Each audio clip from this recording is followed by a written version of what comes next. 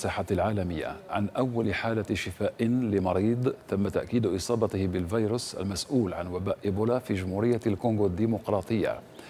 وتكثف منظمة الصحة العالمية جهودها لمكافحة تفشي الفيروس، ويتواجد رئيسها تيدروس أدانوم غيبرييسوس في جمهورية الكونغو، حيث يتوجه إلى المنطقة المنكوبة التي تمثل مركز الوباء. تفاصيل أكثر مع مريم تسوري.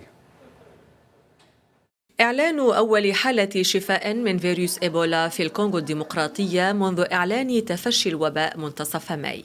وفق منظمة الصحة العالمية، المريض غادر مركز العلاج إثر تأكيد شفائه الكامل بعد نتيجتين سلبيتين للفحوص، في تطور تحاول المنظمة البناء عليه لاحتواء الوباء.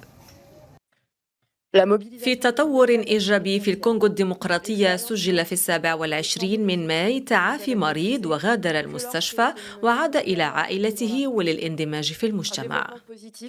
من العاصمة كينشاسا، حاول المدير العام للمنظمة تيدروس غيبرييسوس بعث رسائل طمأنة، مؤكدا أن احتواء إيبولا ممكن، داعيا إلى تكثيف التعاون الدولي عوض فرض قيود على السفر التي اعتبر أنها لا تساعد كثيرا على احتواء المرض.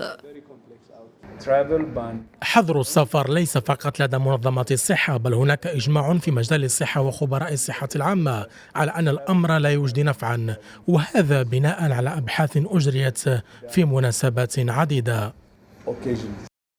رغم هذه النتيجة الإيجابية، تبقى المخاوف قائمة بسبب طبيعة المنطقة التي ينتشر فيها الفيروس، خصوصا في مقاطعة إيتوري شمال شرقي الكونغو الديمقراطية، حيث تؤدي حركة التنقل الكثيفة والنزاعات المسلحة إلى تعقيد جهود الفرق الصحية وصعوبة الوصول إلى بعض المناطق.